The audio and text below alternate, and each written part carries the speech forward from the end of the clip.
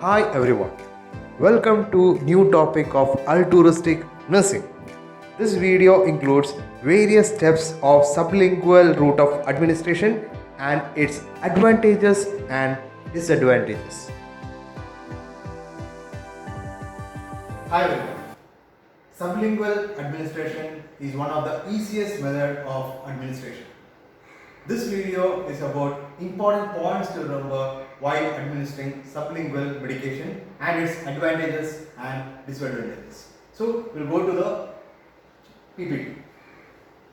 First one, sublingual route of administration. Here the drug we are keeping under the tongue. Sublingual, already I said in the previous videos, I already said we are keeping the drug under the tongue.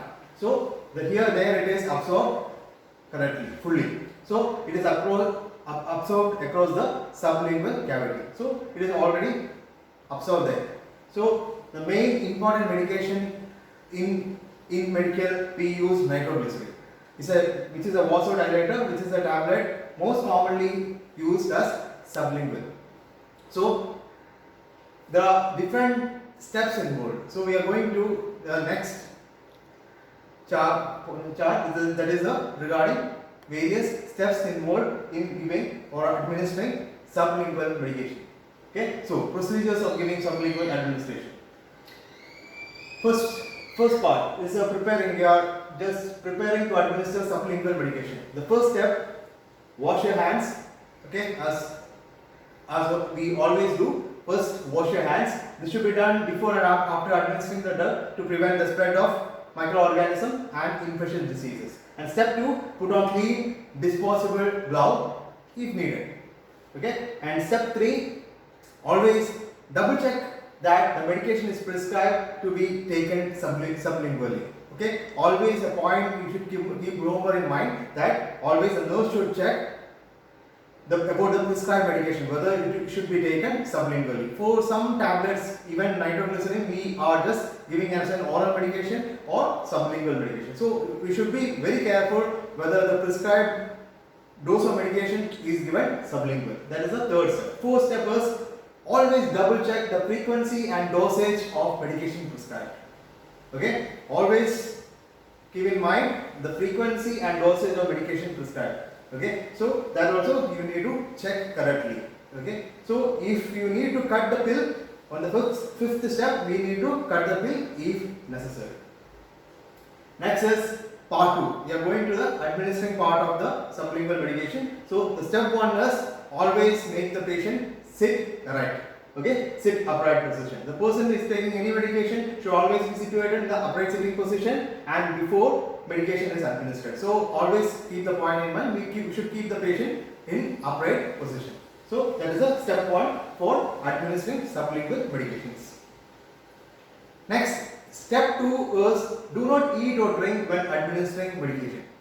Okay, so always I have noticed that some patients after giving administering sublingual medication, they will always ask for water to drink. See, the nurse should remember this point. Okay, if it is fully absorbed, then only we can give water. Otherwise, don't give water on the direct way. So it is always don't allow the patient to rinse the mouth also. So do not rinse the mouth or do not give any water to drink. Rinse your mouth out with water prior to administering medication. It is important not to eat or drink when sublingual medication is administered because it increases the risk of medication is being swallowed, which will make it less effective. So if you drink or if you rinse your mouth, it becomes less effective. When it is fully absorbed, it will take a little bit time to get absorbed. So always keep the point in mind that do not rinse or do not give water to the patient or do not allow the patient to rinse your mouth or do not give water to drink. Okay, so that is an important point while giving sublingual medication. Next is step 3. Do not smoke for at least an hour before or take your sublingual medications. Okay, this also is an important point. So do not allow patient to smoke. Okay, so some patients are currently, if you have come to a casualty or something, if you have a chest pain, something, and like something they have a chance, they need a smoke after a drink or after this. So always they have a tendency to smoke. So do not allow any patient to smoke or drink after sublingual medications. Okay, cigarette smoke constrict. What is the reason behind this or rationale behind this is cigarette smoke constrict the blood vessels and mucous membrane in the mouth, and which will reduce the absorption level of the sublingual medication. So the cigarette smoking always vasoconstricts the muscular, like the vessels in the body, so it will be less absorbed in the body. So do not allow any patients to smoke while giving sublingual medications. Next is be aware of the possible risk. As a nurse, you should know what are the side effects or what are the main possible risks regarding sublingual medication. So because sublingual medication is administered in the mouth, patient with open mouth sores may experience pain and irritation. Some patients, in some case of medication, the patient may say that the patient, it is irritating. So do not, if the patient is saying any signs or symptoms regarding any irritations or mouth sores, okay, tell them it is normal. So that point also you should keep in mind that we should be aware about possible risks. So that is a step 4. Next, step 5, place the medication under the tongue. This is a while administration, place the medication under the tongue. The exact position is medication can be administered on the side of frenulum.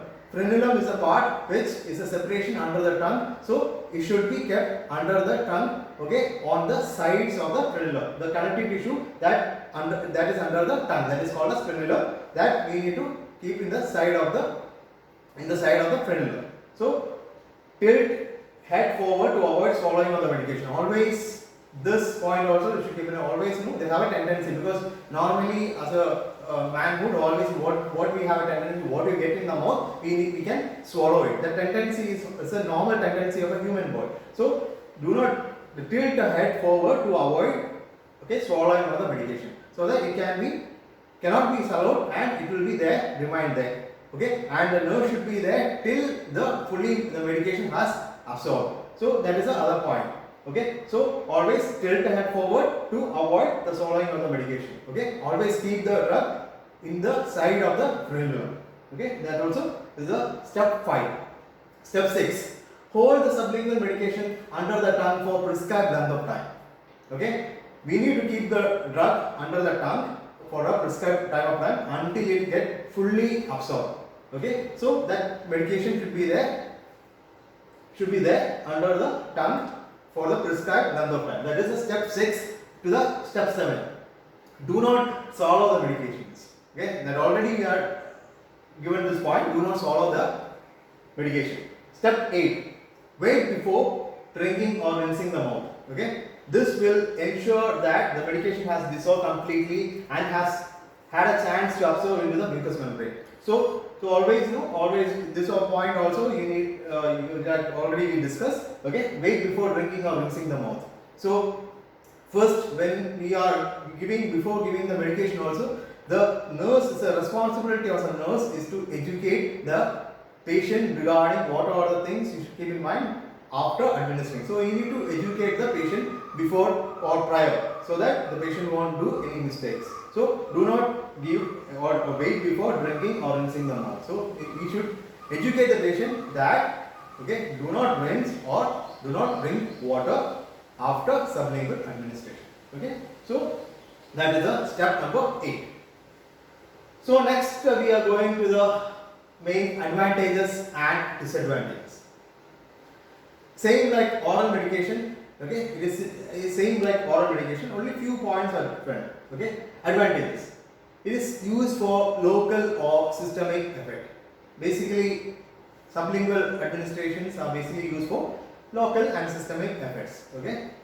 Next is very convenient for administration. Very easy to do. It doesn't need any sterile equipment or any sterile environment is not needed. Okay, sterility is not needed. So quick delivery to the general circulation. So even though sublingual medication can be quickly absorbed and to the general circulation. So it may give sudden effects. Okay, it bypasses the stomach and intestine. So it is not going to the intestine or it is not going to the stomach. Okay, it always bypasses stomach and intestine and it is fully absorbed under the tongue and it is going directly to the bloodstream. So that point also is that it always bypasses stomach and intestine and absorb directly into the bloodstream. So these are the main advantages. Once again, this used for local or systemic effect. It is very convenient to use. Sterile environment is not needed. Quick delivery of general circulation. Okay, and it bypasses stomach and intestine and absorb directly into the bloodstream. So these are the points. Next, what are the disadvantages? It is not useful for a drug with unpleasant taste. If the drug have any unpleasant taste, okay, it is not useful. So it is not useful for a drug with unpleasant taste. Okay, it may irritate oral mucosa, same like oral medication. It may irritate oral mucosa. That is the other main disadvantages. Okay. Next, same like oral drug, patient must be conscious. Cannot use in unconscious patient. Okay, obviously. So patient must be conscious. Next is used only for highly soluble drugs. Okay, we cannot give any hard drugs or we cannot give any capsules. We cannot give any hard tablets for sublingual administration. So we can use only highly soluble drugs or highly soluble tablets. Okay, like tablets we can use for sublingual administration. So that is the other disadvantages of sublingual administration. Useful only for highly soluble drugs. Okay, it may take few minutes till the drug is dissolved. Okay, so we need to wait, or the nurse need to wait, or patient need to wait. Okay, until it get fully dissolved. Okay, it may take few minutes till the drug is dissolved. Okay, so we cannot say it will give a desired effect suddenly. So that is also that we need to wait for effect. So it may take few minutes till the drug is dissolved, and drug is effective for a limited period of time. That is the other main disadvantages. Okay, drug is effective for limited period. Okay, for example, nitroglycerin tablets. Nitroglycerin tablets we are giving at an interval of 5 minutes. So we are giving 3 doses of nitroglycerin. So the drug dose of effectiveness of the drug is very limited in case of sublingual tablets such as nitroglycerin. So the drug is effective only for a limited period of time. That is the other main disadvantage. Once again, it is not useful for drug with unpleasant taste. Okay, may irritate oral mucosa. Patient must be conscious. Useful only for highly soluble drugs. It may take few minutes till the drug is dissolved, and drug is effective for limited period of time. These are the main advantages and disadvantages. So we come into the final stage of sublingual administration. So today we have discussed about what are the procedures involved, okay, various steps, okay, before administering and while administering, and what are the advantages and disadvantages. I hope you got understand this topic. So this is one of the easiest topics, so it will be effective for the students. Okay, thank you.